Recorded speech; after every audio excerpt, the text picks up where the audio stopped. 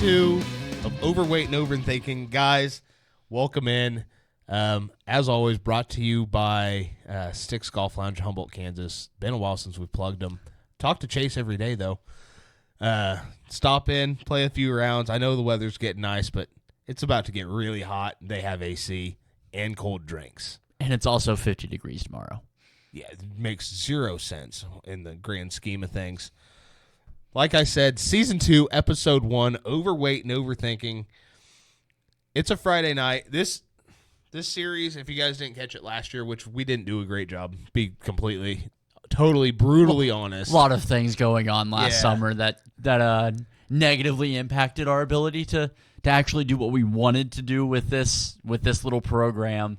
But this is a little more laid back. Hopefully we get a little more of the dumb football talk. Yeah, we have just definitely. a little I know this will come as a shock because this is the first time you guys have heard it. A little less structure. I know you're thinking they had structure in the regular side. This is not going to go well, and you're very, very much probably right. But I mean, we're gonna have fun with it. Kind of go over current events. Moving on, not that much has happened in the last couple of weeks since we recorded last. Yeah, free agency started. Nothing exciting's happened. Yeah. I mean, I can't think of more than one move that even remotely happened. But we're gonna go over some stuff. Yeah. Figure out where we sit, where the league sits, and just kind of have some fun with it. I mean, we're by no means going to cover every transaction. No. That's not what this is about. NFL Network's paying lots of people a lot of money to do that. This is two idiots in a basement. You guys haven't figured that out yet. We're not getting paid. We're here because we love it. And that is why we have the bourbon. That's damn straight. If you guys haven't yet, drinks tonight is Bird Dog Blackberry and Lemonade. It's because we can't get our hands on the Crown Blackberry yet. This is cheaper and just as good. No, I just left the bottle of it at my house. Well, you have your greedy little paws on it. I haven't yet, so it's funny. Your brother actually bought me that whiskey last week for helping him. So fair trade. All right. Speaking of trades, let's get into the off-season moves here. Highlights, lowlights, and everything in the middle. So like Austin said, we're not going to cover every team. I think we should just really kind of hit on the teams that we think have done good. Obviously, we talked a little bit before show. So I think we should focus on the love and hates. Yes, most definitely. And I'll start with the hates. The Cowboys have only signed one player, that being Eric Kendricks, after backing out on a deal that he had already agreed to with the 49ers. And I know you don't hate that he backed out on the deal. That's not what I'm saying, is they've only signed one player. No, for a team that is all in Skip Bayless's ass. Put that comma in the Hall of Fame, baby. So, like, your team is all in, right? You let your really good running back go, who you didn't utilize until it was too late last year. And honestly, I think the expectation was they were going to let Pollard go. I didn't think they were going to possibly. I've heard rumors that they're possibly bringing back Zeke. That would be hilarious. What's Zeke without Pollard?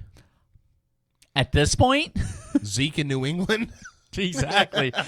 Well, I mean, when they let him go, I was like, okay, so the Cowboys are going to be going after, Barkley or Henry, Joe Mixon, somebody. Apparently not. I mean, with the Raiders, with Josh Jacobs leaving the Raiders, you're like, okay, but Zamir White looked like a dude last year. Yeah. The Raiders, they had a backup. We're not going to pay you because we've got another guy. Yeah, we've got That's you fine. Again. It's because I know Zamir White's not a household name, and Josh Jacobs is an all-pro running back. Okay, I understand that. I also watched him play last year. Exactly. Zamir White's a dude. But no, back to the Cowboys. I mean, it's just incredible that a team that, I know it's Jerry Jones, and our expectations of Jerry Jones albeit very low or still too high. Surprisingly enough. But to go through this point of the offseason. They re-signed what? Their long snapper? They've made 2 signings. I'm pretty sure it was their long snapper and Eric Kendricks. And then a week later, Eric Kendricks. On day 3? Yeah, day 3. The end of day 3 of free agency. Which, thank you, Mike Zimmer, for being the Cowboys' new DC and taking Eric Kendricks. Not, once again, this is not a slight to Eric Kendricks. He's just at the end of his career. That's a good veteran linebacker to teach a guy like Leighton Vander Esch, who's no longer on the team. I was going to say who's a free agent and may have to retire. Once you get used as a tackling dummy in the middle of a game because the left tackle decided you're not worth it. Yeah. Big Trent. Come on, dude. Ending careers? Not like that, man. But, my God. How can that team be all in? I don't know what they're all in for, aside from another year of Dak having too high of regular season numbers for how good he actually is, and then losing in the first round of the playoffs. Whenever Aaron Jones got cut, I was like, there it is. I was like, that's the Cowboys' move. He's a Viking. I mean, that was kind of what I thought. And I had the exact opposite. I was like, that he's definitely a Cowboy reuniting with McCarthy. See, I wouldn't have been shocked by him in the Cowboys, but the Vikings, I don't know. Maybe it's because it seems like every Madden franchise I play, he ends up with the Vikings. So maybe it's just like, it makes sense because I've seen it 100 times. But, whenever he got cut, I was like, okay, there's the Cowboys' chance to get a running back. Some of the big name guys are gone. Cool. Tampered with. Well, whenever the Bengals were like, hey, we're gonna get rid of Joe Mixon. He's like, Zach Moss. Okay, maybe that's what. Nope, he's going to Houston, and we're gonna get to Houston. Oh, so much. Believe me, we're gonna get to Houston. Oh man. But yeah, the Cowboys' lack of moves and impressive ability to not do a fucking thing, except for loose players. They cut Michael Gallup. Yep. Who, what was that, 3 years ago, was one of the best number 2s in the league? Yeah. That, by no means am I surprised. Can I give you my least favorite? Yeah. Absolutely favorite. Might shock you. Derrick Henry and the Ravens. So I think for this point of Derrick Henry, I think that's the best choice. I don't think it helps the Ravens. Yeah, by no means did I feel like this made the Ravens a better team. No, could he come back? I mean, he's been in the league, this will be his 9th season. Mm-hmm. By no means is that a long time for a running back. It is when you've had 150 carries a season. I don't know what his actual that dude's carry. Pushing 2,000 carries. We all said that when the wheels started to wobble, they would fall off with Derrick Henry. That was the expectation. Granted, those wheels stayed real steady for a lot longer than any of us thought. It seemed like they never wobbled. They just fell off. And I like the deal that the Ravens gave him because they can get out of it. But by no means do I. If this was Derrick Henry joining the Ravens 3 years ago, terrified. It's one thing. Terrified.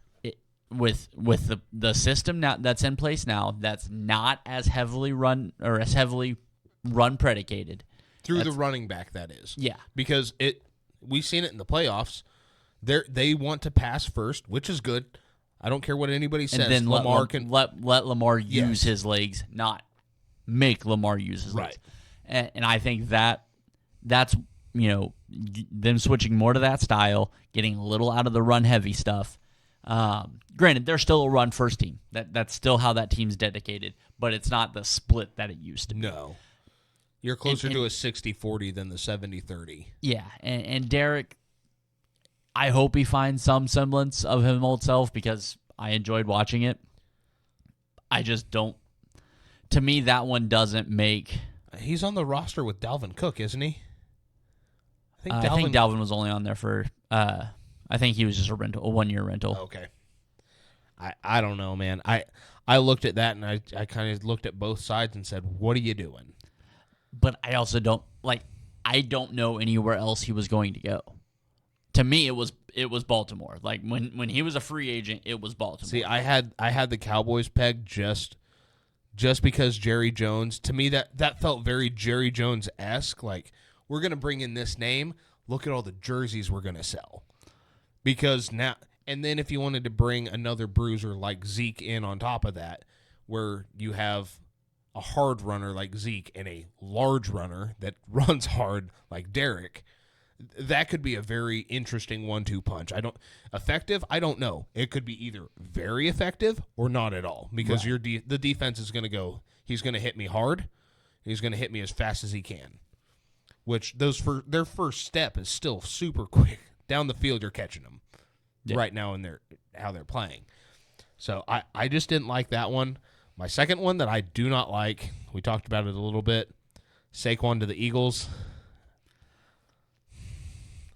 It's a big name, and Saquon is a phenomenal running back.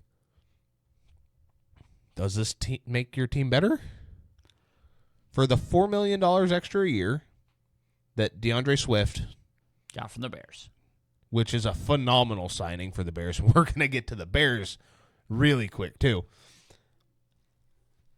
Does this actually make your team better? You want to have Saquon. You lost your center who created or allowed the tush push, right? Mm-hmm. So you think you're going to get past that by having another guy that squats 7,000 pounds pushing your guy that squats 7,000 pounds? I don't care how much push you have from the backfield if you don't have it in the middle. So unless your replacement center happens to be Jason Kelsey, your tush push, if we see the end of the tush push this year, because nobody else can recreate it, you and I talked about it. Everybody wants to talk about how it's Jalen Hurts. He makes it happen. It was Jason, man. Look, watch the film. Jason Kelsey's a dog. One of two dogs that just retired. I can't say out of nowhere, but really is kind of leaving the NFL hanging right now. I mean, there's two guys on the Eagles that retired where you're like,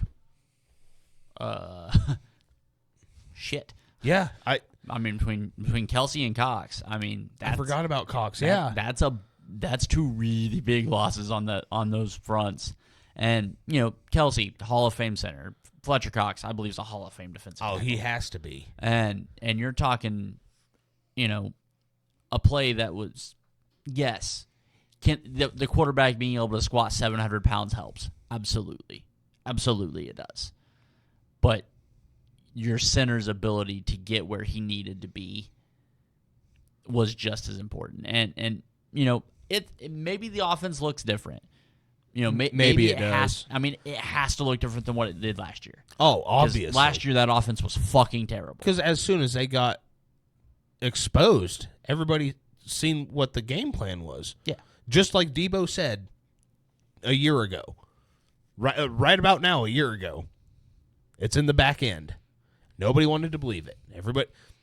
It was in the back end all along. Yep. And so it's going to be an interesting development.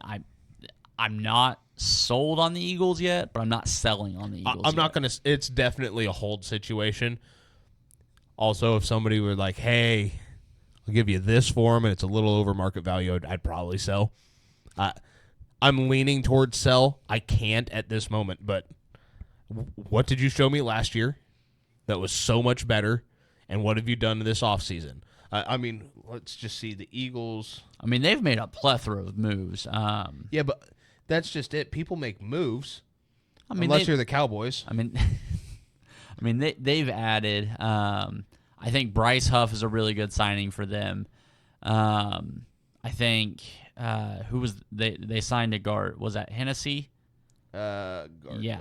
Hennessy. Yep. They brought back C.J. Gardner-Johnson, which is impressive considering his exit statements. Devontae Parker's signing I thought was a little odd myself. I think that's kind of a Devin White is White's a huge upgrade in the middle of that defense because they had nothing. I think that they've made some moves that you believe that Nakobe Dean and Nolan Smith are making strides. And then the Devin White move makes me wonder if those were the case. But I mean, they've made some moves. They've brought some guys in. Not everything is a great deal, I wouldn't say. But I mean, Julian Okwara on the 1 year 2.6 or 2.7. That's not an awful deal if you can get him back to being production. Yeah. But he's very reliant on inside pressure to get any kind of pressure off the edge. I also think whenever you put Bryce Huff on the other side, if that's how they're going to stagger this thing, I think having Bryce Huff there. They're going to go Bryce Huff or Brandon Graham. Yeah, I mean, I think Brandon Graham's transition or role this year is going to be a little more third down style because, I mean, the dude's in his 15th year. Like, I think it's going to start to slow down a little bit. But, I like I said, the Eagles, I haven't really moved on that much. We knew what they were last year, and last year they were bad. That offense was terrible. The defense wasn't good. We knew what we had. That's why we both walked in absolutely pounding our chest that Tampa Bay was going to win that playoff game. Yeah. And there was never a lot of doubt. No.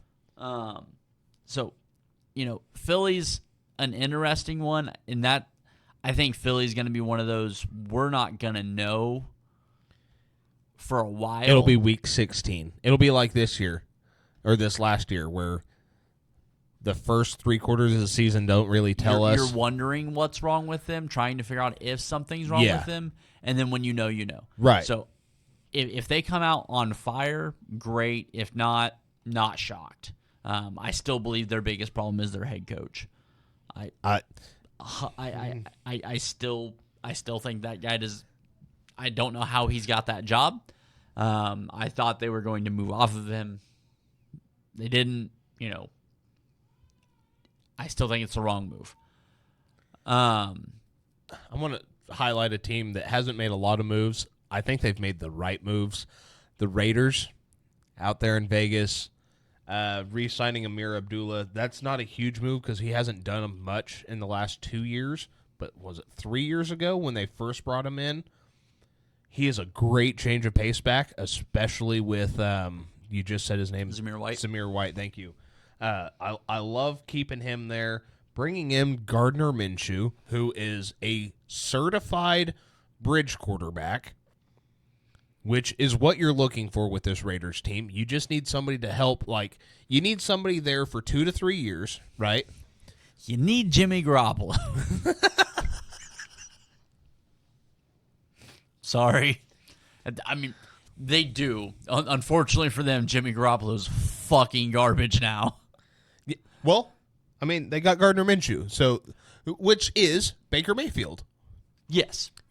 I see that as a lateral move. And you got him for 2 years, $25 million. Yeah, 12.5 per. And you've got Aiden O'Connell, who showed flashes. Yeah. I mean, he didn't look like a superstar, but he showed flashes. Christian Wilkins on the back end and Harrison Bryant, who's an unsung tight end in this league. I think that Christian Wilkins signing is fucking huge, terrifying. Now you get to line him and Max Crosby up next to each other. But what? No, fuck that. Okay, I don't have a fucking left tackle. Could you imagine the trash talk coming from that side? You have the nicest guy in the world in Christian Wilkins and the scariest white guy in the league. Yeah, and Max Crosby. Yeah, both talking shit. While Max is jawing, just cussing you out. Christian's down there. He don't mean it like that. You don't know what's happening. That's a mind game I don't want anything to do with. I want to listen to it. I want an all 22 mic'd up. I'd be a lot happier if I had a left tackle. Dude, that defensive front is going to be terrifying. There's a team I'd like to get into. Okay, let's get into it. Because it's a team that somebody has been very vocal about the quarterback of this team. They've traded for what might be the worst backup in the league. And on top of that, they've lost Calvin Ridley. Darius Williams, Rayshon Jenkins released. They tagged Josh Allen. Let's see what else. Those are the big losses. They lost Clavon Chase on. Yep.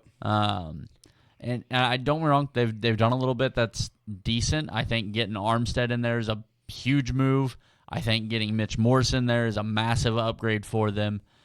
Gabe Davis, I don't. Gabe Davis getting $13 million a year is ludicrous, but yeah, then Devin Duvernay. I actually really like the Devin Duvernay signing, but I'll tell you right now, I said it as it happened.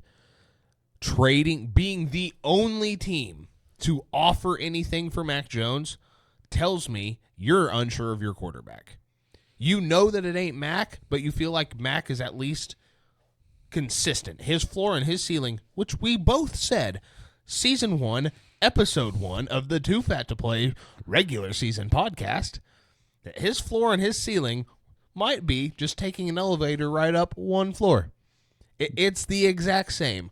Well, Trevor Lawrence's floor and ceiling, we're not entirely sure where the ceiling's at, and he seems to just fall. His ceiling could be Peyton Manning, but his floor is Mac Jones. Yeah. Yeah.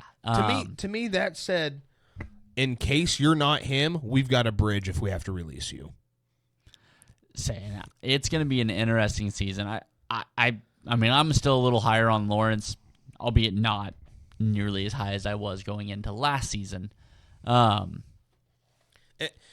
when we watched the Chiefs-Jaguars game, he had the flashes of being Peyton. Yeah. He did. And maybe that's the problem, is the game that we fucking watched him live. I was like, yeah, 15's great, but that guy's pretty fucking good. Like, maybe that's the problem, is I watched him live do that shit.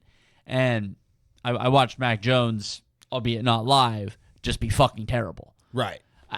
I don't understand why anybody traded for him. And see, that to me is a red flag. That's same thing with the Jalen Hurts, because it's been nothing, even though with the contract extension, it's been nothing but, is he the guy in Philly? You're going to trade for Kenny Pickett? Dude, I think that one's more odd than the Mac. Because Mac Jones, you at least look at and be like, if we have to play him for a game, he might get us a victory. He's had a good game. He's had a good stretch. Kenny Pickett, in my favorite offseason stat, and I'm going to keep repeating it, if you had taken Kenny Pickett's season and placed him in the throes of the 1944 NFL season, Kenny Pickett would have been last place in the league in touchdown passes. They played 10 games in 1944. He had 12 touchdown passes all season. The dude, I mean, the only quarterback from the 2022 draft class that's on the team that drafted him and has been successful. I just wanted to has had a modicum of success. Like, the only quarterback that I was actually looking for has even considered being relevant is Brock fucking Purdy. The 6 quarterbacks ahead of him all sucked. Skylar Thompson was the UDFA behind him. I mean, Ritter, not with his team. Pickett, not with that team. And Malik Willis, not with the team that drafted him. I don't think he's on our roster unless he's still on a futures contract with the Pats. Nope, you're right. I think you're right. Like, nobody good came out of that. And then you got Brock Purdy, which, again, you put a lot of quarterbacks in that 49er system. There's success. I don't know that there's back-to-back NFC championship games and a Super Bowl. You know, it's this. I'm not here for to slander Brock. No. So I think if anybody's listened, they know. Well, that's good. I've been on it for a minute, you know, and So it's just fucking wild to me how fucking terrible that was. And for the Steelers, you go, hey, Kenny Pickett sucked, but Russ Wilson, right? Oh my God. And don't be wrong, if you compare the numbers, Russell Wilson had a far better season than Kenny Pickett. Granted, so did fucking Zach Wilson. Yes, we'll go with. Well, I don't think you're wrong. I'm pretty sure he threw more than 12 touchdowns. I'm pretty sure he had 4 in one game. Yeah, I'm pretty sure you're right. I'm pretty sure it was like week 4 or something like that. And you and I came in here that following Tuesday, and we're like, okay, is Aaron Rodgers the greatest quarterbacks coach of all time? I remember the conversation because Zach Wilson looked like him, who's also on a different team right now. I forgot what team he signed with, but who did he get traded? Did he get traded? Find the Jets. As you guys can tell, the preparation value is still absolutely as high as it's always been. Maybe he's not. I don't think he's been traded yet. There were rumors that he was gonna get traded to Denver, which I think would be absolutely fucking hilarious. But I really like the Javon Kinlaw signing for the Jets, and the Tyron Smith that happened just a little bit ago. Yeah, fuck that guy. But hey, they brought back both guys that Aaron Rodgers wanted. Morstead and Zerline are back. Jesus Christ. I'm looking. I could have swore he signed with another team. I don't think he could sign. I think he has to be traded. Because I don't think they actually cut him. But all right, let's get into some things that we actually did like. I did want to say one thing about the Russell Wilson thing to Pittsburgh. I said it to you before the show. Just food for thought, guys. Pittsburgh, the Steelers, they are known to be a very we, not me, no ego type of team. Mike Tomlin, no ego. We win as a team, we lose as a team. And Russell Wilson is not that guy. That's all I've got to say. If you don't like what I said, you can quit listening. I like one team right here, the Commanders. So I like a lot of what the Commanders have done. There's one move I really don't like that they've done. I'm going to take a guess here. The one that you don't like is either one of these two, Austin Eckler or Marcus Mariota. It is absolutely Austin Eckler. I completely understand not liking that move. 2 years, they got him for roughly 5.5-ish, 5.7. You got him for like 5.7.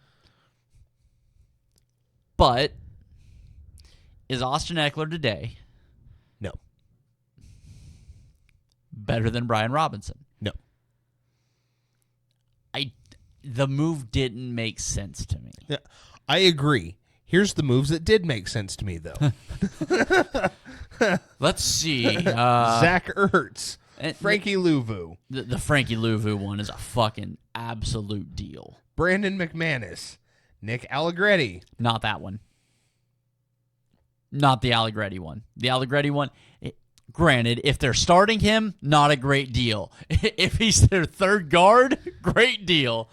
Well, this is the one I'm talking. Yeah, nope, not that one. That's I don't understand how that guy's still in the league. Because he played with the Niners last year? I understand that. I still don't understand how he's in the league. Like, that dude's not good. He was like the second leading. I don't give a shit what stats you get on the 49ers defensive line. He's not going to have the same stats as a Commander because they all end up coming home. Tyler Ott, Jeremy Chin, Bobby Wagner. I get it, not Bobby Wagner of old, but you're getting him. you get a leader on that defense, and you also put Jeremy Chin behind him. Yeah, and then Anthony Pittman. Come on, that's a solid free agency. And a lot of these guys are on. Even if Clelin Ferrell 1 year 3.75. I mean, all you're looking for him out of this 5 sacks. I truly believe that's going to happen. Allegretti, if needed, I get it, not the greatest guard, but what did they have? Nothing. Sam Howell was leading the league in interceptions, leading the league in sacks, leading And the passing yards. and passing yards. Like, I don't like that he is no longer with the team, but because it wasn't ever his fault. I don't blame him. Was he perfect? No. I don't blame him. Exactly. And yeah, again with the Nick Allegretti, I love Nick Allegretti. The dude played 3 years, $16 million. That's a steal. Yeah, For an obvious upgrade on a team that had all of the money with too many draft picks. That, to me, that's a steal. Dorrance Armstrong on the defensive line, 3 years, $33 million. Unsung guy. I can't remember where he's out of, but I think he's an ex-Raider, if I remember correctly. He might be. Yeah, I mean they've made a lot of good moves. Upgraded at center, upgraded at guard, upgraded at linebacker, upgraded in the defensive backfield. No, I think that's going to be a fun team to watch, and I'm hoping.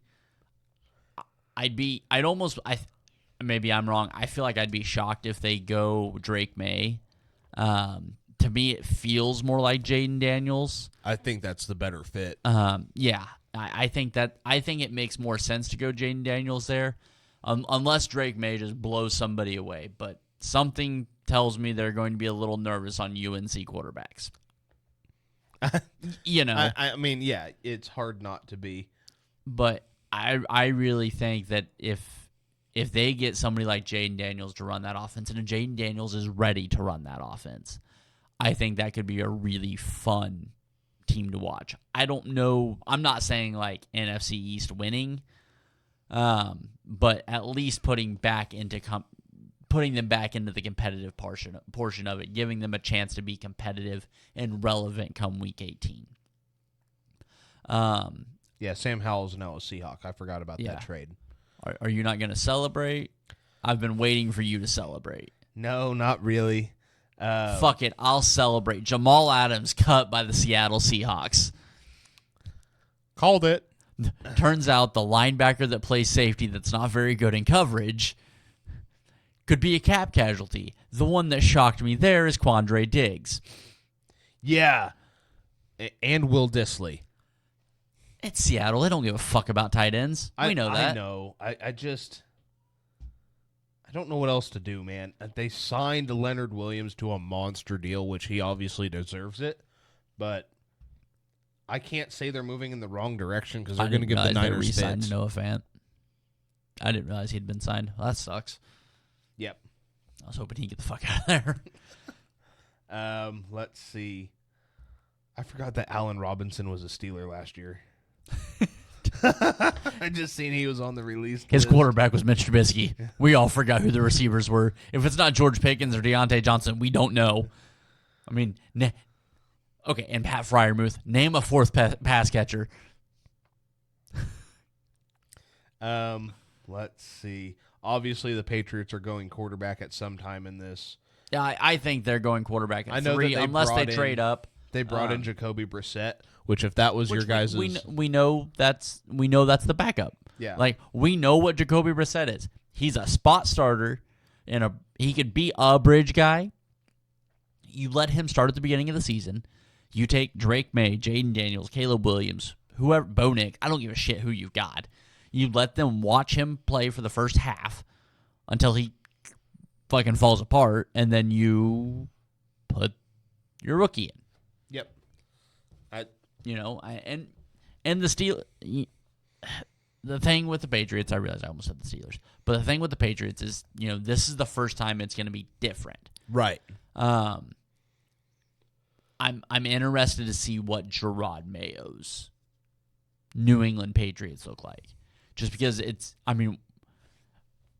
our entire lives, quite literally, the entire time we've been watching football, it has been Belichick.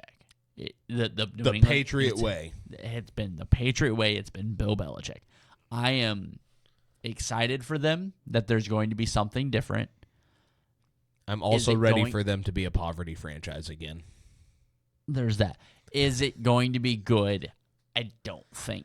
I don't think the turnaround can be that quick. I don't either. That is a lot of shit to shed.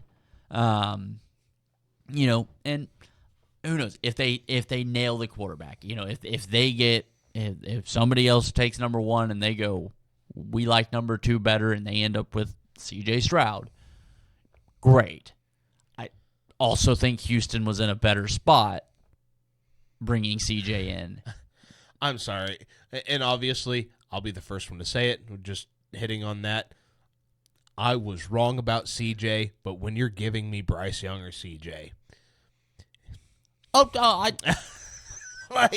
talked about this plenty last offseason. I didn't like Bryce Young at all. Wouldn't have drafted a number 2 either. And obviously my guy got hurt. I'm so stoked for him and that Indianapolis team. I actually haven't been following their moves. I'll have to look into that. Say that they've right there. There they are. Say they've done a little bit. They've brought back a lot of guys. They really haven't added a ton. They brought in Joe Flacco, which I think is a great backup. I do too, especially for Anthony Richardson, who's got a cannon. I just don't love that he's there right after winning Comeback Player of the Year, which I realized the only thing he came back from was being a Jet. But it's not like he died on the football field. Correct, but that guy also didn't deserve Comeback Player of the Year. But I think they're prioritizing continuity and then building through the draft. I think that's what the Colts are looking at. No, and it very well could be because they're paying Matt Ryan $40 million to not play football. But it's just one of them deals where you're like, if you're looking to build around Anthony Richardson, you're looking at AR-15 as your future. I like Joe Flacco. I just don't know that bringing him in after the season he just had makes the most sense. The only thing that I can think for it is that they're not anticipating Anthony Richardson to be ready week 1 for whatever reason. Yeah. Because all signs point to that he will be. But like I said, I think if you're trying to make him feel healthy or feel comfortable in his spot, right. I don't love the signing after the season Joe just had. No, if Joe's going to come in to be the mentor and everything, which is what we all expect him to do, I think it's great for that aspect. After the season Joe just had, I don't know that, hey, here's immediate relegation. Yeah. I like that Anthony Richardson's going to be coming into essentially the same team that he left. They haven't released anybody. They've had a couple of guys walk. Obviously, that's going to happen every year. But for the most part, it's going to be the same guys. Real quick on the Colts as well, congratulations, Trey Sermon, for getting your first ever second contract with the same team. That was an unnecessary stray from me. I'll be the first one to say it. All right, I want to talk about these two teams before we get into our two teams. Okay. These are two of the scariest and the second scariest interchangeable teams in the NFL right now. I mean, I understand you're interchangeable. I don't think they're interchangeable, though. You're right, because they could very possibly be playing each other in the Super Bowl next year. I'm not as bullish on one of them. The other one I'm absolutely bullish on. I think the one you're not as bullish on is going to be the first team. It is? The Green Bay Packers. It is? The Lions, well, I hope you guys thoroughly enjoyed your one-year stint as NFC North champions because the Cowboys, or not the Cowboys, the Packers are here. Oh, yeah. I absolutely think the Packers are, when you're talking NFC Championship game, the Packers they're in that conversation. That's a team that you're going to have to talk about as, hey, who's playing and who's winning the NFC Championship game this year. The Packers are absolutely into that conversation again, which is fucking stupid. They can't keep getting away with this. The problem is they did, and then they added Josh Jacobs. And again, how much of an improvement is Josh Jacobs over Aaron Jones? It's going to be interesting to see.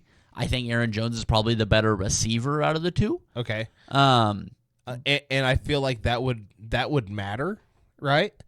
If A.J. Dillon wasn't on the team. That's fair. If it wasn't A.J. Dillon, who typically gets premiered either on third down or passing downs or clear passing situations as the catching pass running back. Thank God I can fucking talk tonight. Out of the backfield. Need another? I might. Then I could see Aaron Jones being a bigger loss, but now you bring in. I'm gonna compare it to your guys as Isaiah Pacheco and Jerick McKinnon. You've got the same running back duo with great offensive weapons that are all in their second Very young. Second and third year. You've got You have a Jordan Love. Thank you. And you bring in you keep the back end of your defense, which played really well, and only make it better by bringing in Xavier McKinney. I think that's a fucking deal for them to bring him in. I thought that was a great signing by them. Now, if you have to trade up in the draft to get a premier linebacker because you did lose Devondre Campbell. So they have exposed two holes with Devondre Campbell and then with them releasing David Bakatari. Yes. So you have two holes that have glaring need. But no, I think the Green Bay Packers are absolutely setting themselves up. Like I said, when you talk about NFC Championship games, you know who's going to play for it, who's going to be there to meet the Niners. That's one of those teams that you're going to have to put right now on that short list. I'm looking because I truly believe that the Super Bowl hangover is real, especially for the losing team, which is obviously bad news for me. Right now, I'm looking at the NFC who goes through Green Bay because I look at that team, and for some reason, it's such a well-run franchise. So well-run. And maybe it's because they don't have a central owner. Which makes zero sense. But because the Lions are going to be there. And it's probably going to come down to it in the NFL schedule makers. If you're not listening to me right now. Oh, week 18 is Detroit at Green Bay. Right? Like if that's the last Sunday night. And if it's not at Green Bay, it's at like a neutral location. No, right? Fuck that. It's Detroit at Green Bay. Both teams are fucking 12 wins, fighting for the fucking division. Yeah, it has to be. And they had to have tied in the first meeting.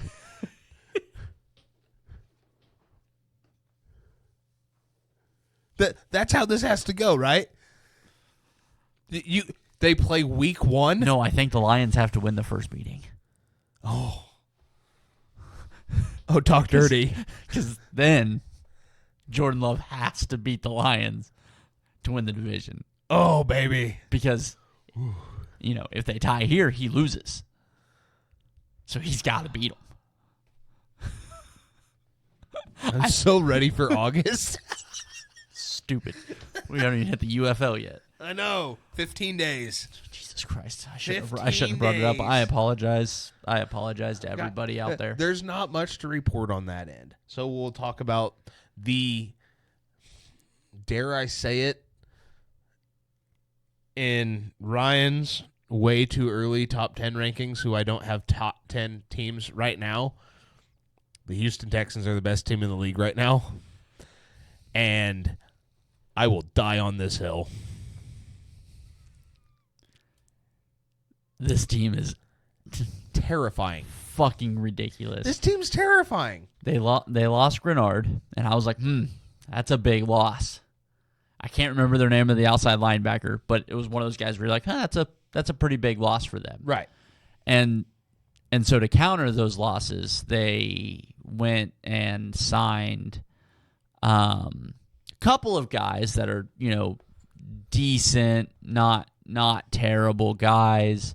Daniil Hunter and Aziz Al-Shaair. So they bring back Dalton Schultz, Great signing. who loves it in Houston. Absolutely. Absolutely loves it. Kaimi Fairbairn, Good to have good to have a reliable kicker. obviously. Chris Boyd bringing him back. Eric Murray, Desmond King, and Khalil Davis. I forgot Desmond King was a fucking Texan. Yeah. And then let's just go through here. Names that I do know because Foley Fadukasi, I don't know who that is. I have no but idea. if coach is bringing him in, I trust him. Lonnie Johnson, Jeff Okuda, Mike Ford, and they re-signed Noah Brown. You said it, Aziz Al-Shaair on 3 years, $34 million. He is the guy. Are you just gonna grace over D'Amico Autry? I didn't think I got down that far. Yeah, he was right after Okuda. Oh, damn it. I did not. Yeah, Danico Autry. Totally. And then they bring in Tommy Townsend. $6 million for a punter's a little steep, but it's fine. So what do they need? Because they lost their running back, Singletary. Yeah, and then they went and got Joe Mixon. Oh, shit. And that was a 3-year deal. Yeah, I don't necessarily love the idea of giving him a 3-year before the season. I was like, I get it. it. If you extend Yeah. him like halfway through, cool. But I don't know that Joe Mixon's a 3-year extension kind of guy. But that's what they did. David Sharp and Charlie Heck. They went out and they were like, we need offensive linemen, we need a running back, we need edge, What and we need confuses a me is they linebacker. only needed one tackle. Right. No, and they signed 1, 2. I thought they had 3 on there. No, they only needed 1. You're right. They did. So they said, let's double down. They were not okay with just getting better. They were getting greater. That was their whole thing. And then they traded out of the first round. One of their picks out of the first round. They One. still have one. Was it the 21st pick or They something? traded the 21st pick. To the Vikings. And you got a second this year, a second, a fifth, and a second. 42, 160 or something like that, and then a second rounder next year. So you still have, They're making moves. yeah, and you still have the ability to get back into the late first round if you so choose. You don't need a tight end because we just said it. You signed Dalton Schultz. Your wide receivers, albeit they all got hurt last year, are but phenomenal. find the hole. Right. Find one. I'll wait. You're not going to get me to find one. That team is poised. I can't say poised to win it because there's only one team right now that, as much as it took until the game ended for me to say that they could, even after the season they had, there's only one team that can next year. Niners ain't getting back. Be the first one to tell you. They'll be in the playoffs, but they ain't getting back. I could see the Lions winning it. That's if they don't lose to the Packers in the playoffs. Who out of the AFC? The Eagles ain't going. The Cowboys ain't going. I've seen that story before. I've watched the movie. Say that the Cowboys needed help coming into the offseason, and they've gotten Eric Hendricks. But, no, I don't think the Eagles are going. I don't think the Cowboys are going. The AFC, I mean, the Bills' defense is gone. The Bengals, I don't feel like have gotten any sort of better. And that's, I hate saying it, but is Joe going to be healthy for the season? I mean, I hope so, especially if the freaking rumors were to end up happening. They put together 2019 LSU again. Don't want to see that. Yeah, I know. We're not talking about it. But, if that's what happens, okay. But, man, the Bills, yeah, they've added some pieces that are decent. They've brought back, bringing back Espinosa was a big deal for them. But, I mean, your entire secondary is gone. You're now moving your left guard to play center. You're moving your right guard to left guard. You're replacing your right guard. Like, there's a lot of moving parts. The defense is going to be bad. I do like the addition of Curtis Samuel. I don't because, well, I was hoping he was out of the Chiefs. Not for that contract, mind you. That's 3 for 24. Yeah, not what I wanted. That's not what I would have wanted him to sign for Kansas City with, admittedly. Like, that's not what I would have been looking for, But I just don't. I mean, Buffalo's going to take a step back. Cincinnati very well could take a step back. Baltimore probably still going to be that AFC Championship game foe. And yeah, because they didn't. They kind of stayed the same. Yeah, I mean they're they're pretty no well standing pat. than, I mean, they know they lost OBJ. I think they're still poised to be kind of that same level team. I think that team's still a threat in the AFC Championship. I think Houston's absolutely moved into that slot of, probably the best team in the AFC South. And with, the Chargers have completely revamped their offense. And I realize that a lot of people think Josh Palmer is going to be really good whenever he's given that chance. And I don't think their other wide receiver is going to be that good. But, that they have a chance where they can add, they could potentially look at adding Marvin Harrison Jr., Neighbors, Brock Bowers. They could add somebody in the draft that's going to be a good good piece for that. But we also know what kind of salary cap situation they were in. So it's going to be an interesting run to see how they mesh and how everything goes. I mean, if there's anything we know about fucking Harbaugh, he's going to build a winner. It may take this year to kind of get the shit flushed. Yeah. That toilet's pretty fucking clogged. And I feel like the guys that they brought in, Gus Edwards, Will Dissly, they re-signed Alohi Gilman, Hayden Hurst, who hasn't really done much in the NFL after being highly touted.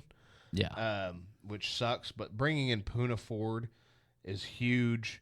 And Troy Dye, but again, I feel like a lot of the pieces they brought in are kind of filler pieces. It is, but to me, this is going to allow us to set you're our gonna stage. be able to set your baseline. Yes, and that's what this season feels like. I feel like if the Chargers get to 10 wins this year, it's probably a good season for them. Yes. If they get to 10 wins and get bounced in the first round of the playoffs, it's probably a good season for this year. I don't think the Chargers have made themselves relevant. The Broncos have made themselves irrelevant. The Raiders, I don't think, have done enough, but I think they could do enough depending on what they do come draft day. I think there's still moves out there for the Raiders to possibly make that could make them a problem. I just don't feel like they've done it yet. Although, anytime you have a Fu Manchu and a mullet, you got a chance. And then I don't know. Houston terrifies me right now because that team is loading up. That team is the scariest team in the NFL. And if we're at week 9 or 10 and there's one undefeated team and you're telling me it's Houston, I'm calling my shot right now. I'm not surprised. That team should terrify you. This should be very much year 2 Joe Burrow Bengals. That's what this team feels like. It feels like year 2 Bengals. It feels like this year's Lions squad, where they were like, "Come on, bring me all thee that are hungry. Let's go get this thing." And where you're gonna have to have the bigger team to just punch them in the mouth. Say it might take Patrick Mahomes to beat Houston. Like, that's what it might take to beat Houston this year. And I'm here for it, man. Like, we fell in love with Houston at an alarming rate last season with how well CJ played, how well Tank Dell played, with how well Noah Brown. So happy to be wrong. With how good that team looked front to back on both sides, with Will Anderson, and now, like I said, whenever they lost Grenard, I was like, that's a big loss because that was that guy on the other side of Will Anderson. And they went, oh, well, here, Daniil Hunter. Fucking what? You're not supposed to do that. Grenard was good. He's a good player. Solid end. Solid end. Oh, shit, we lost him. Okay, let's get better. I could see somebody that they could bring in on a 1-year deal because that's all he signs. Imagine a reunion with Jadeveon. I think it's a wasted fucking roster spot. Because you've got motor after motor after motor after motor, and then you've got your truck.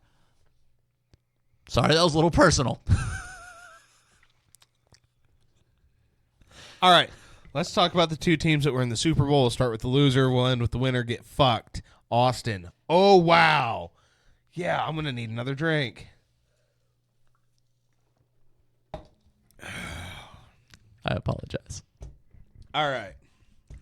So I've been up and down on my team's free agency. I can't say they've gotten better. I can't say they've gotten worse. My question is, how are you going to field a team of 36 fucking defensive linemen? So I swear they've signed them all. Well, you see, it's what they do. I understand that, and it never makes sense. Because Leonard Floyd, I was like, oh, okay. Good signing. You've got a good opposite side rush. Takes you out of the Joey Bosa conversation for the potential trade that everybody was talking about. Great move. And then oh, by the way, we just signed Yasir Gross-Meadows. And I was like, okay, now wait, hold. TV time the fuck out. You just did what? So you have arguably top 3 defensive end in all of football. You have Leonard Floyd, who's top 15, 20 on a bad day. Yeah. And then you have Gross-Meadows, who realize he's not a household name. No, he's very much not. He's a problem. Yeah, he's quick. So are you saying that's an upgrade over Clellan Ferrell? Yes. Oh. I'm sorry, was there something to be misconstrued there? They lost Eric Armstead. I realize that. But whenever you have a defensive line, right, you have an edge over there and an edge over there. If you notice, they play on the edge of the defensive line.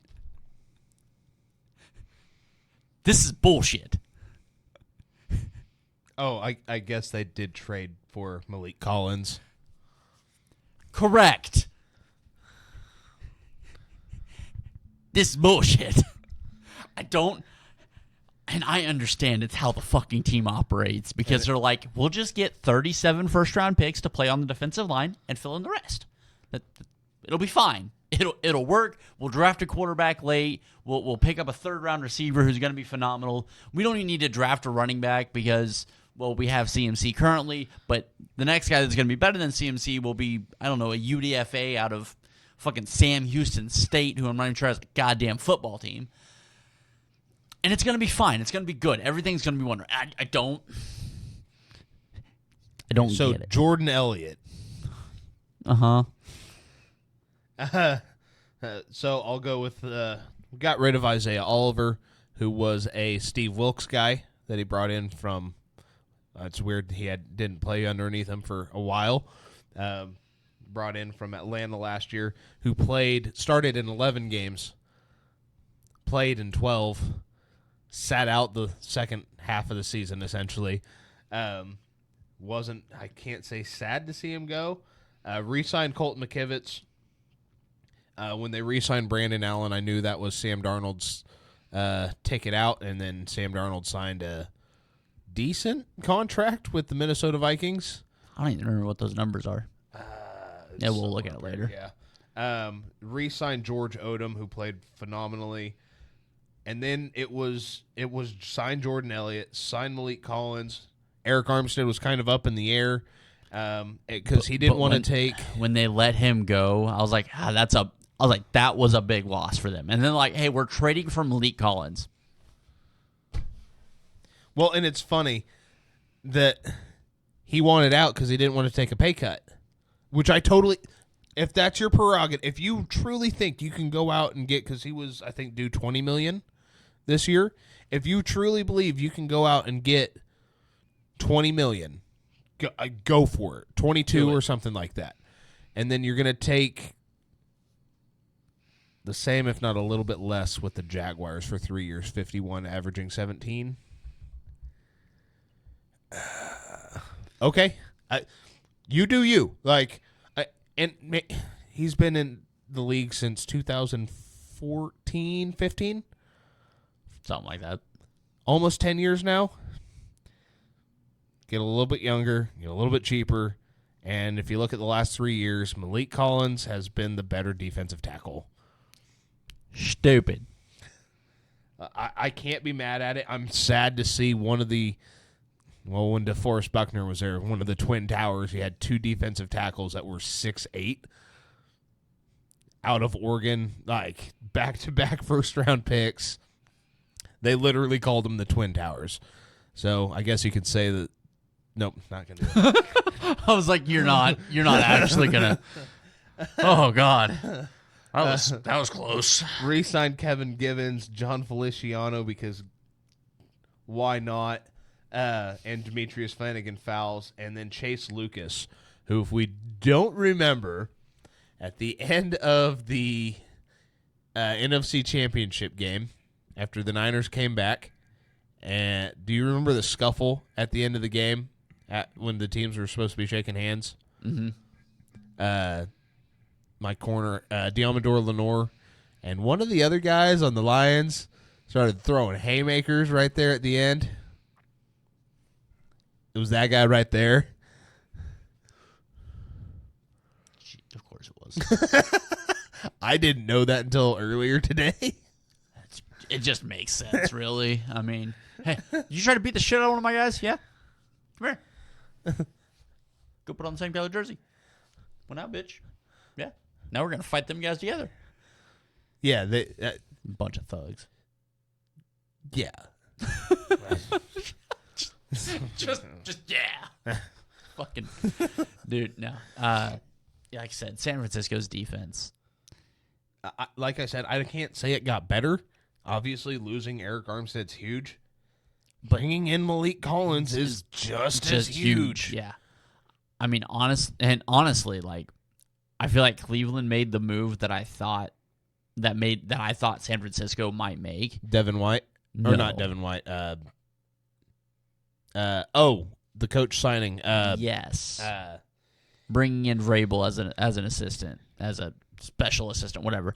I was like, because I was honestly like, that almost makes too much sense in San Francisco. Yeah, but they'd already done that with Brandon Staley.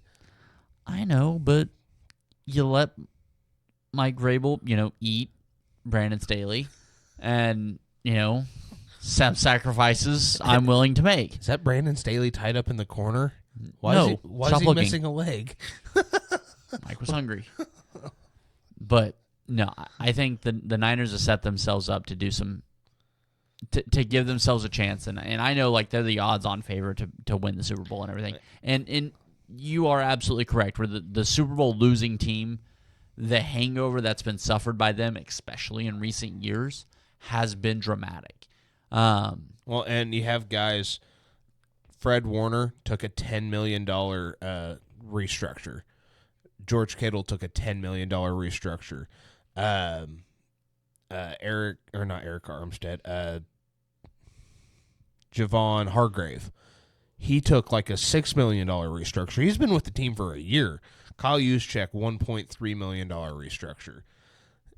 The leaders on this team are outside of my diva wide receivers, which it seems that's just what the position is. Yep. Which is so funny that they this is just a generality here, that wide receivers truly believe they deserve all this money, and it there's just always so many good wide receivers. And there's a lot more coming. Right. Maybe they understand that their position's about to be flooded and they need to get paid now. If that's it, cool. Patrick Mahomes got his contract, and he is fully prepared every year from here to the end of eternity to restructure to sign somebody else. It's just how you win championships. Yeah. They're like, Patrick Mahomes restructured. Okay, how much did that open? $21 million. Oh. Okay, so what are we going to do with that? And I think there's still a move coming because I feel like they're going to address left tackle in free agency. Problem being is I thought that just signed with the Jets. It's really where I thought they were going. Oh, you're not celebrating? You need to be. Just like I was supposed to be with the Seahawks. We all knew they were cutting MVS. Calm down. I know. I just figured MVS knew he was getting cut. There was no cause. If Kadarius Toney's name was on that list, if Sky Morton's name was on that list, I'd be celebrating because they were like, we might cut them, we might not. We knew they were cutting MVS. MVS was getting paid $11 million this year to be a shitbag wide receiver. I'm sorry, a bag of shit. I'm sorry. He does play the correct position. He plays wide receiver. He needs lined up wide out there. Like, maybe wide left. Wide left on the bus. Like, the dude has never played with a quarterback that's not going to be a Hall of Fame quarterback. So how do you feel about the Hollywood Brown signing? I'm not down on it. I love it. I think it's exactly what your team needs. I think it's a really good signing.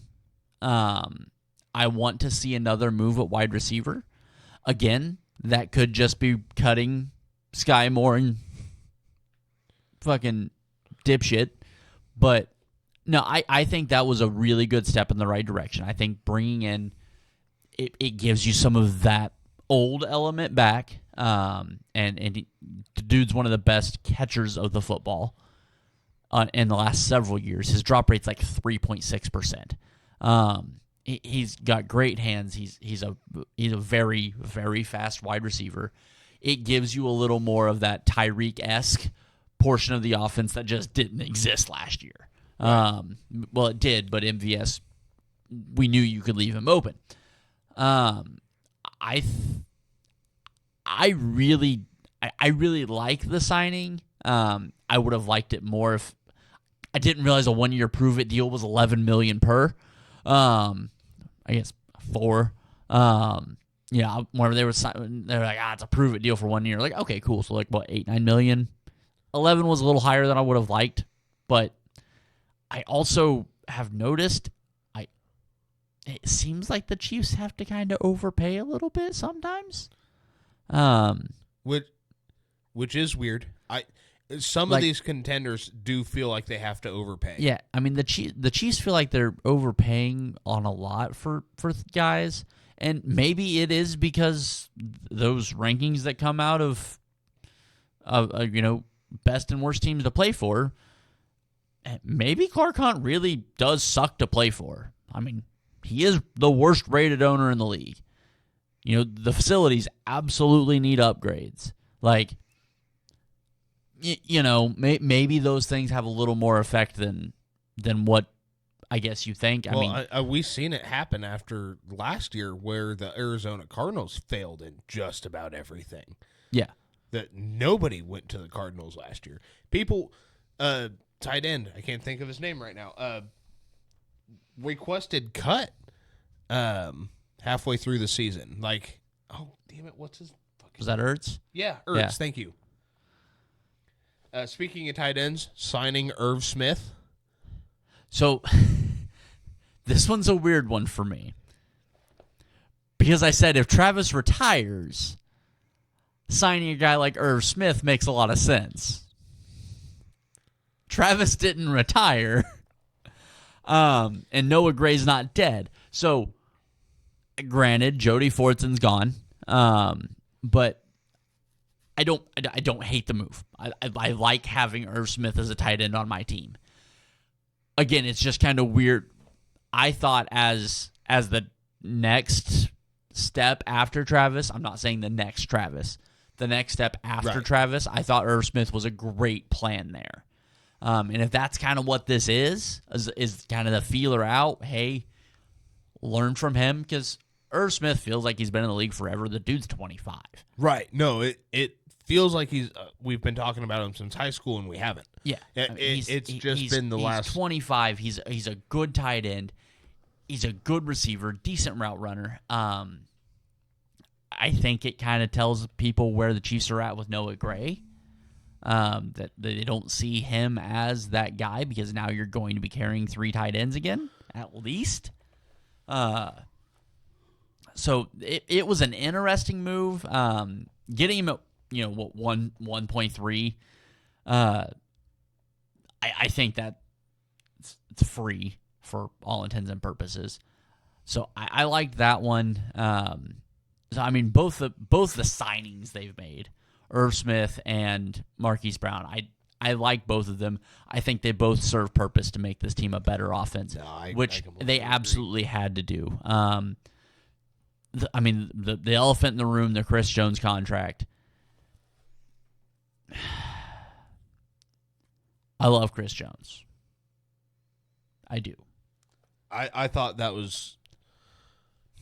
It's hard to say it was a bad move, right? 31...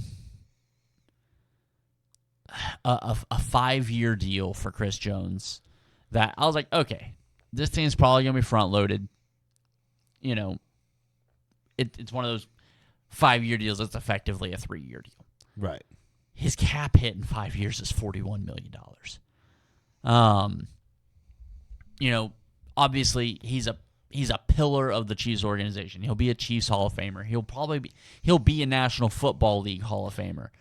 He's one of the greatest defensive players to ever play in an organization that's had some very great defensive players in it. He's the most important defensive player across 3 Super Bowl victories for Kansas City. He is one of the 3 guys that you think of when you think of Kansas City Chiefs football right now. I think for winning this year, I think it's a phenomenal signing.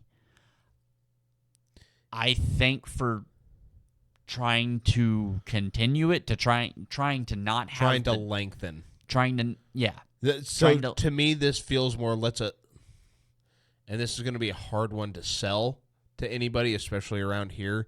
The Chris Jones signing to me felt more let's three-peat instead of let's continue to, because obviously let's three-peat. Let's not win 3 more in 5 years. Yes.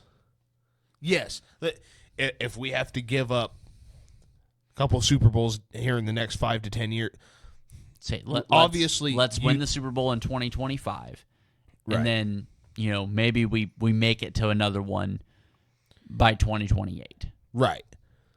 Instead of having and it sucks to compare to them because they're back to being a poverty franchise, but that 20-year run that everybody's trying to go after, and this is, I'll use my team for a team that hasn't won one. They are almost like, look, we're in a win now, but we have to figure out how to win tomorrow and the year after that. That was if they were win today, win the Super Bowl right now, and they still are. But if their only goal was that right now, instead of trying to make it long lasting, Eric Armstead would be on the team. Mm-hmm. Like there's a couple of moves. Yeah, we're going to restructure these. This is it. You're going all in, and I get it. The Chiefs are afforded that. The Bills last year. Yes. The moves the Bills made last year were, this is our year to win the Super Bowl. This is our chance. Look at what they've done this offseason. It's the last year of Drew Brees in New Orleans. Yeah. Yeah, if it works, and I said this when the Niners lost the Super Bowl a month ago, winning that helps prolong that excellence. Yeah. There's other parts to that excellence that you have to do yourself, and it comes with how you manage the salary cap, how you draft players, which obviously both of our franchises are great at doing one of those things, both of those things, because they maneuver that. They just, I don't understand how. As long as the Chiefs aren't drafting wide receiver, but right, and I'm not drafting running backs. Correct. Well, the Chiefs also aren't drafting running backs early. But it all comes down to it's you look at the teams that have won it and then fallen off for years. Kansas City's going to be afforded because, this year is literally trying to do something that's never been done. They're not trying to win back-to-back. They're not trying to match the Cowboys. They're not trying to match the Patriots. That's not what they're doing. They're trying to be the Chiefs. They're trying to be the greatest dynasty ever. That's what this year's about. And you know what? That's fine. I think you're going to go out and you could see. I wouldn't be shocked if the Chiefs don't have a first-round pick next year because they trade it to move up a little further to go get somebody that's a little higher on their list, whether that be an offensive tackle, whether that be another wide receiver. Because when it comes down to the receivers that might be available at the end of the first round, are those guys going to be, that difference maker? Maybe. I think there's guys down there. My boss Ryan is on it hard, and there was one guy he picked last year that he was all about going into the draft. His name was Tank Dell. That was his favorite receiver. Turned out to be a pretty good shot. This year it's Troy Franklin. As a guy that the Chiefs have the ability to get to, he really likes Troy. And I've kind of looked at Troy. Fuck yeah. Give me that guy.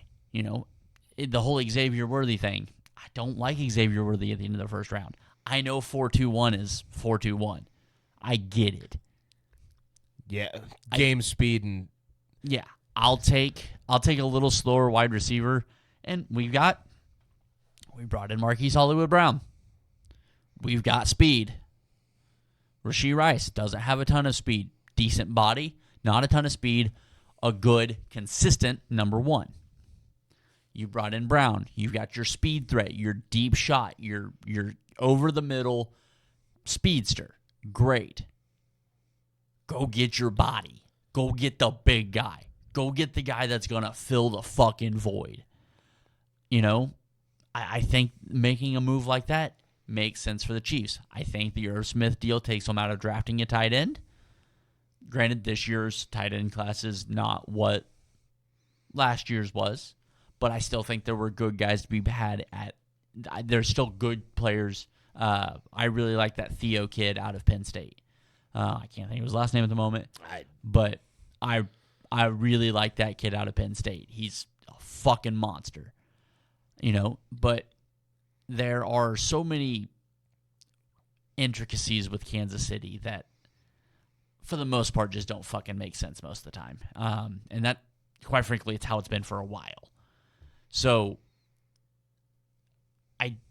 are the Chiefs in a better spot today than they were the beginning of the week? Yes, because you now have a second wide receiver. You're not going into a season thinking Kadarius Toney is your number one wide receiver. You're not going into the season thinking Sky Moore is your number 3 wide receiver. The problem is both of those guys are still on the roster. So, Kadarius Toney was a healthy fucking scratch for the Super Bowl. What is the plan moving forward? What is the wide receiver system going to be this year? Bringing Travis in a decent backup in Irv Smith. Does that mean you're going to play Travis a little more outside so he's not taking the shots off the line? Is that what that plan is, where your wide receiver 3 is Travis Kelce? Right. If that's how these things are going to work, okay, I get it. But I still think you need to go find a Ladd McConkey. Keon Coleman is an interesting one for me. He's a little clunky. He reminds me of Chargers wide receiver out of TCU, drafted last year. That one. He reminds me a little of him, but he plays quicker. He plays faster. So his gauntlet drill, Keon Coleman's gauntlet drill, kind of got me a little erect. He went through the gauntlet at 20 miles an hour. I do remember seeing that. Yes, Stupid fast. Lad McConkey ran 4.3. Coleman ran 4.4. McConkey went through it at 17. Coleman went through it at 20. But I think you go find a guy that's, of a higher pedigree to bring in. Rashee Rice, yes. Good wide receiver. Hollywood Brown, yes. Speedster. Is he the world's greatest wide receiver? He's shown that he's not. Is he a good wide receiver? Absolutely. Is he better than what you had last year? Uh-huh. absolutely, absolutely. So I'm really interested to see what this turns out. And like I said, I think the Chiefs' next move is the one that's going to really define this free agency class. Because I think if you're going to have to make a decision to tackle, I'm not really here for Jawan Taylor being my left tackle. So you're going to have to make a decision to tackle. Last team, because we haven't talked about, I think, the biggest elephant of free agency. Are you talking about the chains? Kirk Chains. Kirk, go. In the ATL. I mean, it makes Atlanta the best team in the NFC South. Not that that's saying a lot. I really. I know. Don't make me say it. Are you not ready to put him over Baker? No, he's better than Baker. I think.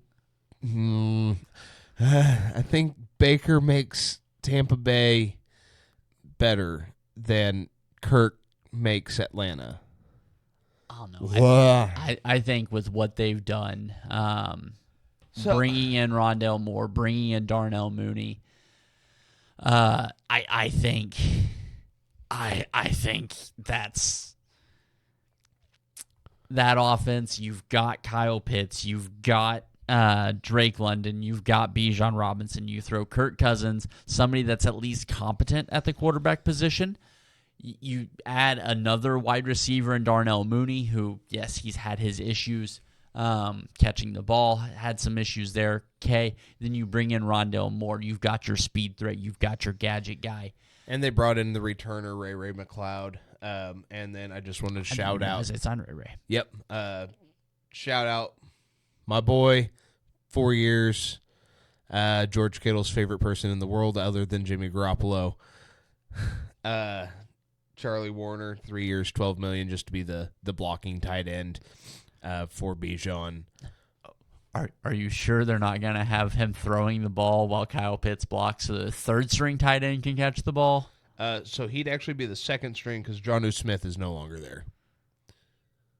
Well, yeah. So you're gonna have Warner throwing the ball. Oh, Kyle Pitts blocking with God knows who the fuck coming across the formation late. Arthur Smith isn't the head coach anymore, so no, I don't think that'll happen. I could be wrong. They brought in Mayo. Dude, Atlanta. I think Atlanta is in position where I think that's probably the best team in the NFC because the Bucks were the best team in the NFC South this year, pretty well from the get. But there were clear and obvious holes. There were clear and obvious weaknesses. Atlanta still has some. That defense still needs some help. But I think, we said it last year. We thought Heineke was going to come in and start running folks because he was a competent quarterback. Turns out he wasn't. Not sure what the fuck happened. Arthur Smith. And that's probably fair. 100%. That's fair. Because I watched Taylor Heineke with the Commanders or the football team or whatever you want to call him take Tom Brady to his absolute limit. Yeah. With nothing. Sorry. With less than... Sorry. With a black hole of an offense. That black hole sucked all the happiness and talent that it could He through still it. had Terry. Yeah, I know. I mean, he couldn't get the ball to him because, well, the offensive line and Swiss cheese had something in common, and that's the Swiss cheese didn't have as many holes. But no, I really think I honestly don't even know what offense they have in there anymore because they brought in Raheem Morris. Who did he bring as his OC? I don't remember. But it's a Shanahan system. Yeah, it's a Shanahan system. Which is why you have Kirk Cousins. Yeah. That's why you have Charlie Warner. That's why you have Ray McLeod. That's why you've got the footprint of what the Jets did.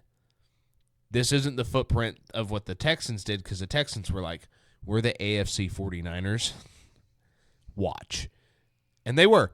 I thought it was going to be the Jets. The Jets still did a really good job. This looks more like the Jets' footprint.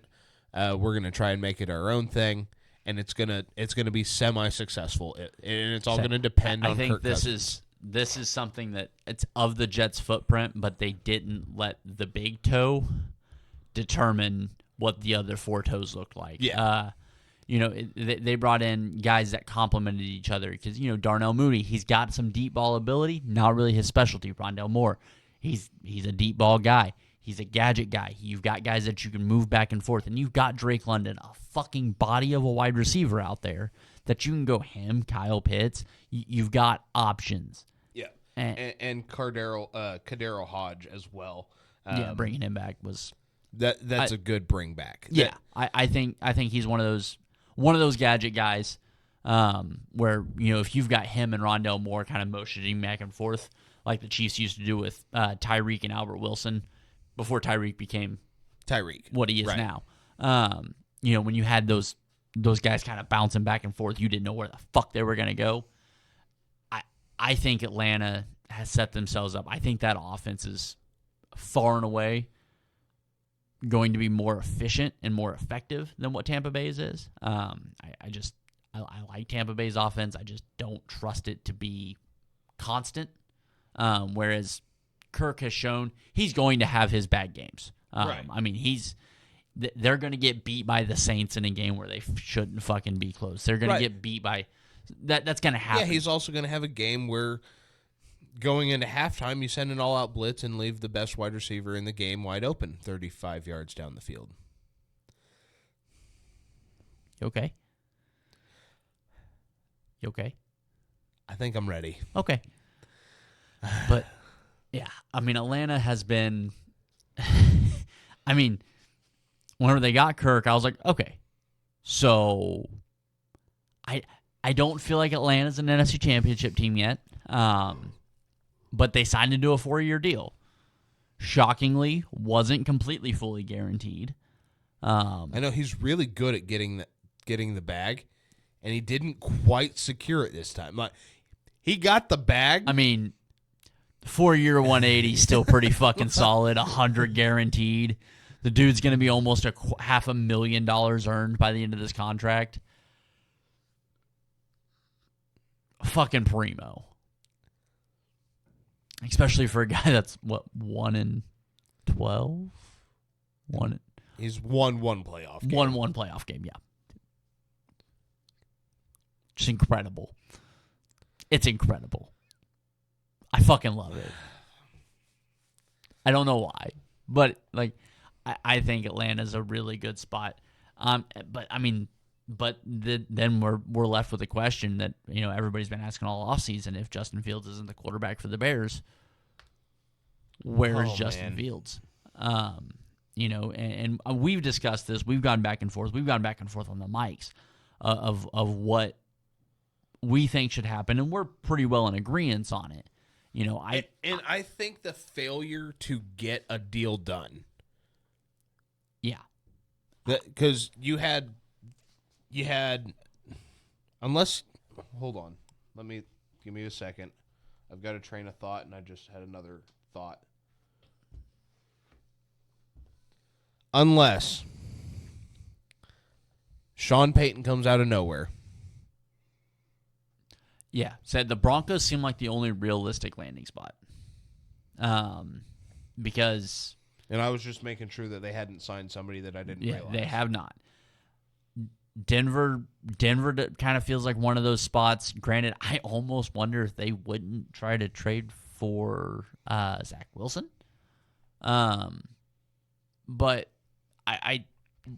because I don't think they're going to trade him to Minnesota.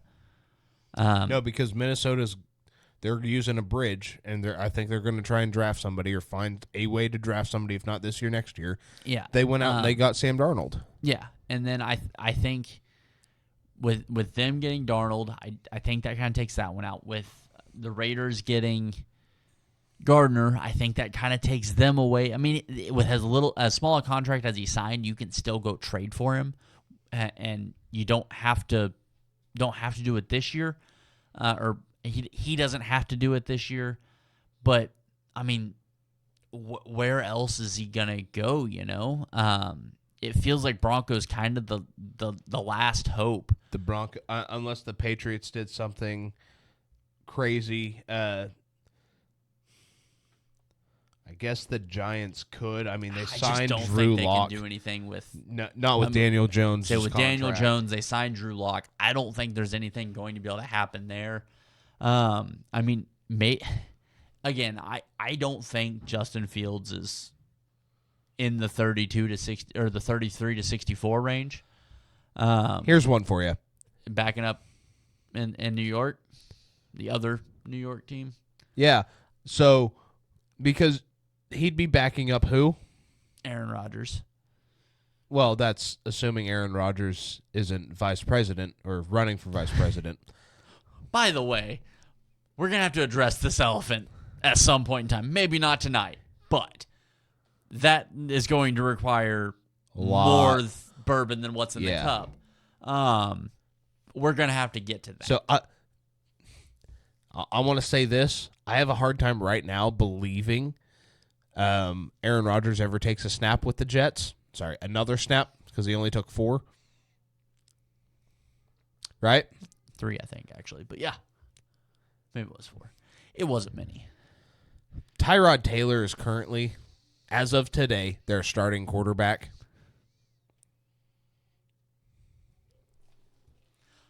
Okay. Okay, but no. End of conversation. I was scrolling through and I seen that and I was like, Justin and the greatest quarterbacks coach of all time, Aaron Rodgers. Rodgers retires to become vice president. Tyrod Taylor takes over the starting job. They trade for Justin Fields. After they've taken Caleb Williams, so they get him for like a 4th. Yeah. So they've got nothing in him. 35 minutes before kickoff of week 1, Tyrod Taylor is, getting his hamstring stretched and ruptures a testicle. And then Justin Fields walks on and goes for like 600 yards and 9 touchdowns. And I hate this game. So much. Stupid. I mean, if the Seattle Seahawks, if they wanted to, you'd probably have to give up a 3rd. But they just went and got Sam Howell. I mean, they just invested in another quarterback. Yeah, they didn't. I don't believe that the Sam Howell was a. I believe Sam Howell is replacing Drew Lock. I think he's a young guy that they're like, maybe he didn't get a fair shake. If we can find something in him, great. If not, it's cheap backup. And then the other one, I know they signed Marcus Mariota, but the Commanders. The Commanders have the number 3 pick or the number 2 pick. I know, but we've talked about how good their free agency's been so far with 1 week in. You trade that back. I know, but I think they're going after, like I said, I think they're going after Jaden Daniels.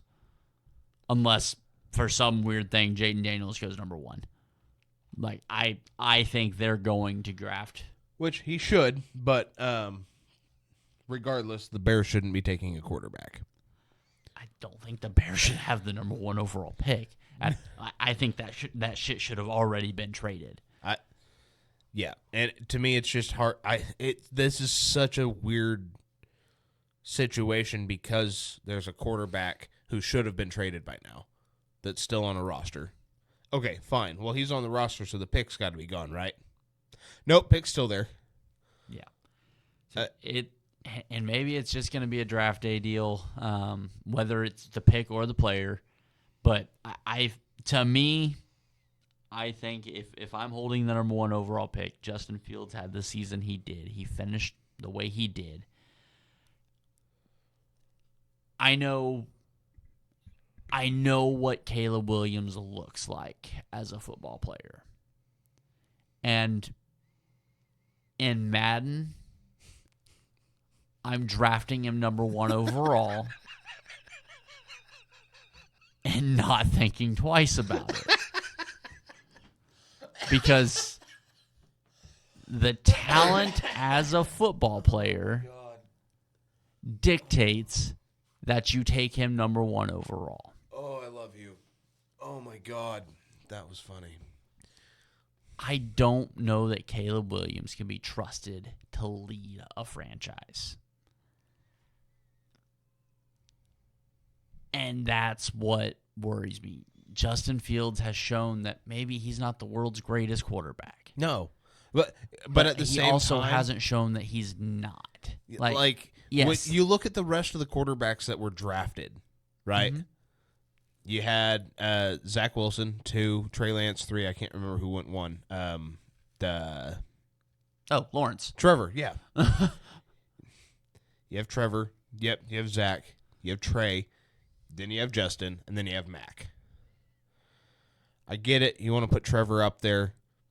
Right now, I'll still put Trevor ahead of Justin. I'll put him ahead of Justin, but it's not. But when I watch them play, I have more. Justin has had none, 0 help. He's had DJ Moore and Darnell Wright. Yes, and outside of Trevor Lawrence's rookie year with Urban Meyer, where your head coach is punting punters and kicking kickers and running over running backs. You want me to stop? Finger blasting co-eds. What the hell?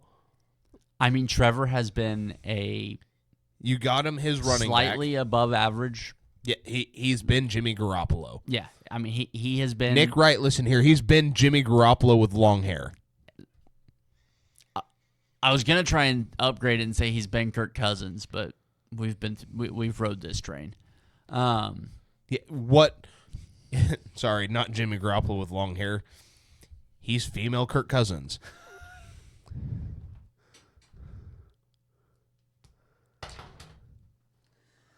Okay. Anyhow, but yeah, no, I mean, Trevor has not been as advertised, obviously. And no, I think the only quarterback that you can put in above him, above Fields, is Lawrence, and I don't feel like it's a dramatic step. No, I don't. And if you're sitting here trying to argue with me that it is, show me the tape where it says that it. If you want to pull up the AFC Championship game against the Chiefs, fine. It was a divisional round game. Or divisional round, thank you. I can show you just as many games where Justin Fields has been running for his life, throwing on the run, making incredible throws, being the reason that the Bears have a chance when the Bears have no business being in a football game. Yeah. Trevor hasn't done it. To me, Caleb Williams is Trevor Lawrence. In the biggest moments, they just seem to falter. And Caleb actually falters a lot more than Trevor does. I think he's emotional, Trevor Lawrence. And not in the good way. Because Trevor Lawrence couldn't hype me up to run into a fucking sandwich shop. And obviously, that shouldn't take a whole lot of hyping. I don't know if you guys have seen me, kind of fat. It's in the podcast name. But, it's one of those deals where, yeah, the talent on the field, the wow moments we've seen. Like I said, in Madden, I drafted number 1 overall. I trade Justin Fields, and I never think about it again. The one thing Madden can't do, You don't have to worry about personalities in Madden. there's no killer instinct. Yeah. There's no... Like, I'm playing with Brock Purdy right now. Rookie season Brock Purdy in Madden 23. Whatever. Again, 24 is free. I know, but that means I have to sit and wait for it to download and... Just run the fucking Ethernet cable to your goddamn Xbox. Don't tell me what to do. It's right there. I'll get to it. There is more than enough cord to just tink. We're done here. You walk out there. You don't have to run it around anything. You just walk. You plug it in. You've got fucking 900 megs of fucking download speed. It's going to take, 30 minutes. Go take a shit. It's downloaded. You have Madden 24.